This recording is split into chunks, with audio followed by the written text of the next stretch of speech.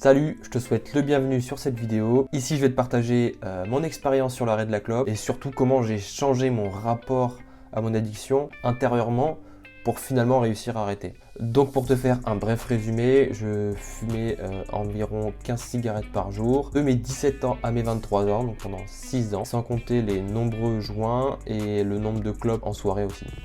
Honnêtement, je pense que pendant cette période, j'ai essayé une centaine de fois d'arrêter de fumer et ça s'est toujours résolu par un échec. À chaque fois, je reprenais encore plus fort. Mais je considère que cette succession d'échecs, elle s'inscrit dans un parcours qui m'est propre et qui m'a permis d'en arriver là où je suis aujourd'hui, c'est-à-dire être non-fumeur. Donc avec du recul, j'ai essayé de déterminer ce qui était différent les fois où j'essayais d'arrêter de fumer et j'échouais et la fois où j'ai réussi, tu vois.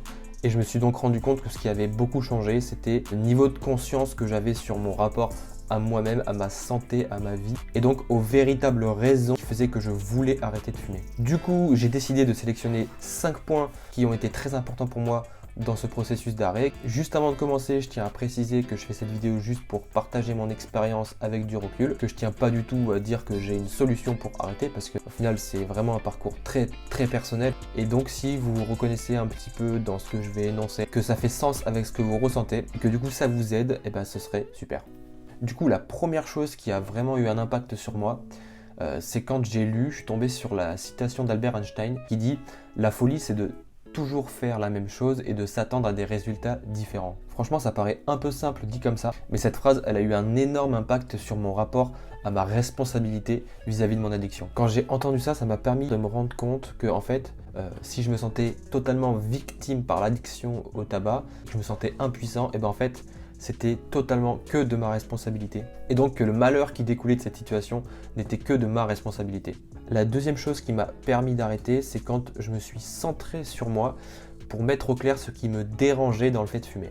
Parce qu'en fait, je me suis rendu compte que dans le passé, j'ai essayé d'arrêter pour des mauvaises raisons, des raisons qui ne m'étaient pas propres, mais simplement à cause de la culpabilité que je ressentais de tout ce qu'on entend un peu à droite à gauche, comme quoi fumer c'est mauvais pour la santé et pour soi. Fumer c'est pas forcément mauvais, hein. Ça a plein d'impacts mauvais sur la santé, mais ce que je veux dire par là, c'est qu'il y a des gens qui fument et qui sont totalement en accord avec ça. Ils peuvent être très heureux comme ça. Dans tous les cas, c'est une bonne chose, je trouve, de passer par là, parce que vous allez peut-être passer par une étape où vous allez fumer en vous autorisant à fumer, donc en retirant un petit peu cette culpabilité. Et malgré ça, vous allez peut-être vous rendre compte que ça vous dérange quand même. Et alors là, c'est vraiment bon signe parce que ça veut dire que même en vous autorisant, en vous émancipant du bruit extérieur, bah vous vous sentez quand même mal à l'idée de fumer et donc ça vous concerne vraiment vous-même. Ensuite, troisième chose qui a eu un impact déterminant, c'est de me lancer un défi sportif en parallèle. Dans mon cas, ça a été un semi-marathon. Et ce qui a été super avec la course à pied, c'est que de fil en aiguille avec les entraînements, je me suis mis à progresser et sentir que mes poumons pouvaient se gorger totalement d'air.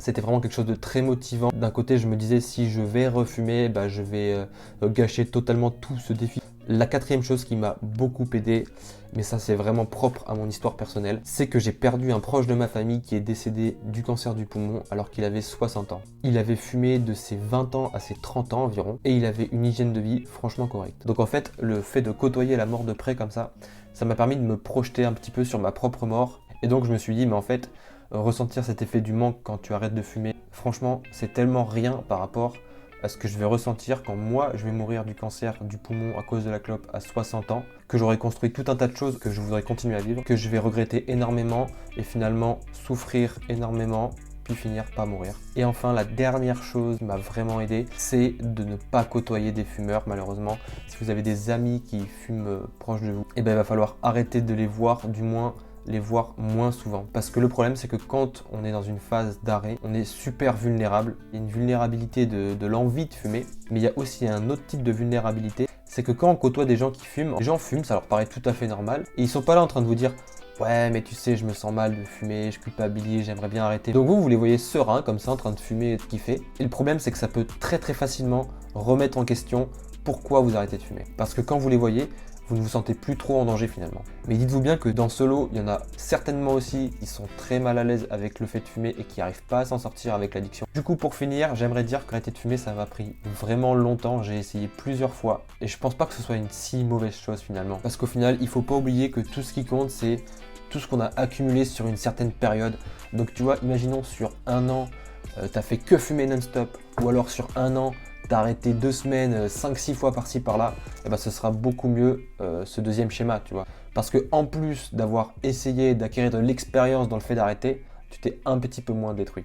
En tout cas, je te conseille d'être le plus introspectif possible parce que quand finalement tu décides d'arrêter et que tu sais vraiment pourquoi, finalement c'est pas si dur d'arrêter et tu le prends vraiment comme un cadeau que tu t'offres. Donc voilà, j'espère que ça t'aura peut-être un petit peu aidé cette vidéo. N'hésite pas à le dire en commentaire en tout cas si c'est le cas. Je te remercie de m'avoir écouté, je te souhaite bon courage et je te dis à plus.